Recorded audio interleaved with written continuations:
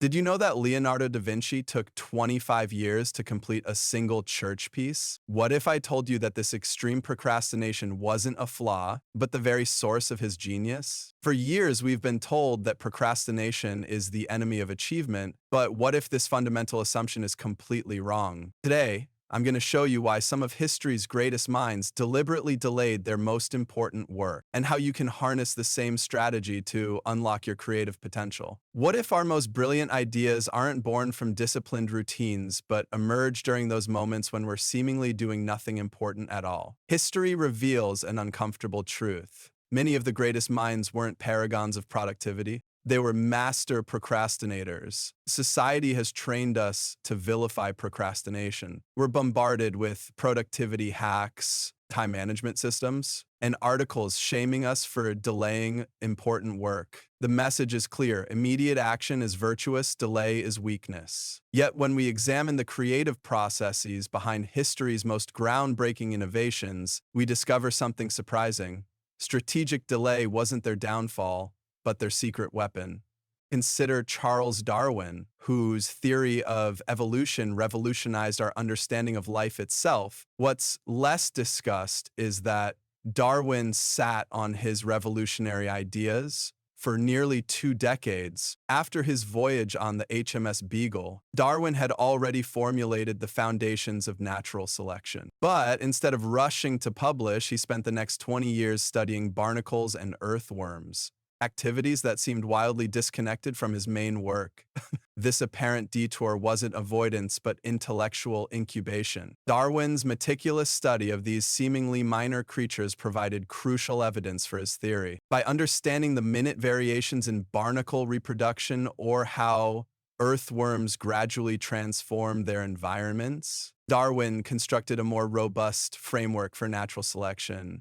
His procrastination wasn't a flaw, it was the invisible foundation upon which his masterpiece was built. Leonardo da Vinci presents an even more striking example. During his lifetime, da Vinci was frequently criticized for his inability to complete projects. His notebooks are filled with unfinished ideas, abandoned paintings, and sketches for inventions he never built. His contemporaries viewed him as unreliable, the quintessential procrastinator who couldn't deliver on deadlines. Yet today we recognize Da Vinci as the archetypal Renaissance genius. His cross-disciplinary thinking, jumping between anatomy, engineering, art, and mathematics, created connections others couldn't see. What appeared as distraction to his peers was actually the source of his brilliance. By allowing his mind to wander across domains, Da Vinci developed insights centuries ahead of his time. His apparent lack of focus was precisely what fueled his originality. Modern research confirms what these historical examples suggest. In a revealing study on creativity, researchers divided participants into two groups tackling the same creative challenge. The first group was instructed to begin immediately, while the second group was told to play simple games for several minutes before starting. The results were striking. The ideas from the procrastinating group were rated 28% more creative by independent evaluators. This pattern repeats across disciplines.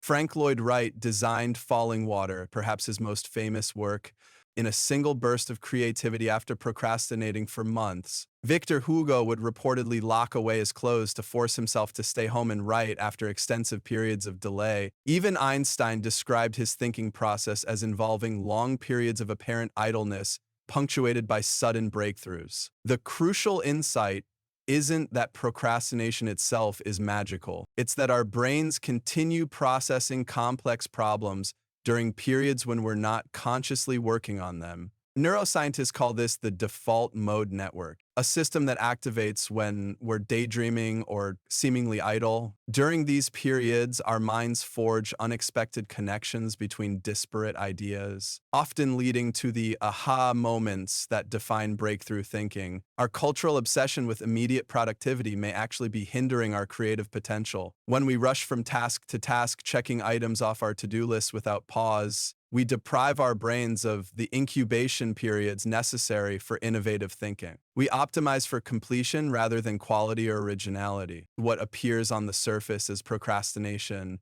often masks a deeper, necessary form of intellectual development, one that can't be rushed or forced. The seemingly aimless periods between active work aren't empty. They're fertile ground where our most valuable ideas take root and develop beneath our conscious awareness. Those fertile periods of apparent inactivity might actually be your brain's most productive state. While conventional wisdom treats procrastination as a weakness to overcome, neuroscience suggests a more nuanced reality. The mental spaces between focused work aren't just empty gaps. They're processing laboratories where your mind makes connections impossible during concentrated effort. The real challenge isn't eliminating procrastination, but distinguishing between when strategic delay serves you and when it sabotages you. Consider the procrastinator, that person who prides themselves on completing tasks immediately. They check items off their to-do list with remarkable speed, often finishing assignments days before deadlines. Society celebrates these individuals as paragons of productivity, while casting suspicious glances at those who approach deadlines more casually. But this rush to completion comes with hidden costs that rarely appear on any productivity metric. When we rush to complete tasks immediately, we often produce shallow results while congratulating ourselves on our efficiency. The procrastinator misses crucial incubation time, that period when your subconscious mind continues processing a problem, making connections your conscious mind cannot. This premature optimization leads to the first acceptable solution rather than the optimal one. It's a difference between adequate work and exceptional work. Yet not all procrastination serves us equally. Sometimes we delay tasks not for incubation but out of fear or anxiety. This is where the concept of self-handicapping emerges, a psychological defense mechanism where we sabotage our own efforts to protect our self-esteem. The person who parties the night before an important exam isn't incubating ideas. They're creating a convenient excuse for potential failure. "I would have aced it if I'd studied" becomes a comforting narrative that protects their self-picture from the possibility that they lack ability. The critical distinction lies between destructive avoidance and productive incubation. Destructive avoidance stems from fear, fear of failure, judgment, or the discomfort of difficult work. Productive incubation, however, is a strategic step back that allows your mind to process complex problems beneath the surface of consciousness. One depletes your potential, the other expands it. Perhaps counterintuitively, research shows that time pressure near deadlines can create a focused state of creativity that's difficult to manufacture artificially. That approaching deadline doesn't just motivate completion, it creates conditions where your brain operates differently. The pressure acts as a catalyst, pushing you to take action even when inspiration hasn't voluntarily arrived. Many creative professionals report that their best work emerges not from leisurely exploration, but from the crucible of looming deadlines.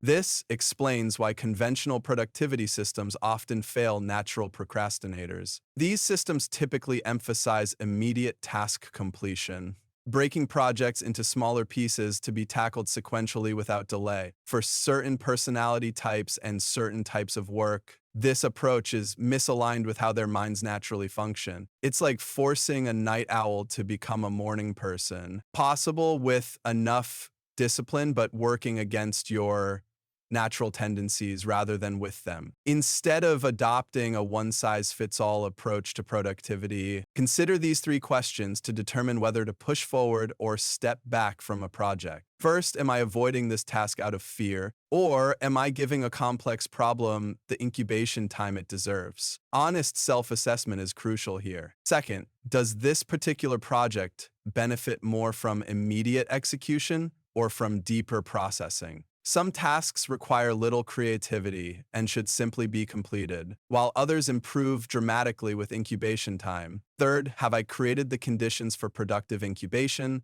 or am I simply not working? Productive incubation often happens when you expose yourself to diverse inputs and experiences, not when you're scrolling mindlessly through social media. By answering these questions truthfully, you can begin to transform procrastination from an enemy to be conquered into a tool to be wielded with precision. You can stop fighting your natural tendencies and instead design workflows that harness them. What if I told you the moments when you're seemingly doing nothing are the moments when your brain is doing its most profound work? As Andrew Santella discovered, history's creative giants, from Leonardo da Vinci to Charles Darwin, didn't succeed despite their procrastination, but because of it. They allowed themselves the mental space to explore ideas more deeply, to follow seemingly unrelated paths that ultimately enriched their greatest achievements. This perspective transforms procrastination from a character flaw into a powerful signal. When you feel that resistance to begin, don't immediately fight it. Question it. Your procrastination might be telling you something essential about how your unique mind processes information and generates insights. The next time you find yourself avoiding a task, pause and listen. Ask yourself, is this avoidance protecting me from something I fear, or is my mind instinctively creating the incubation period it needs? Your relationship with time isn't broken. It might be your most valuable creative asset if you learn to decode its messages rather than declare war on it.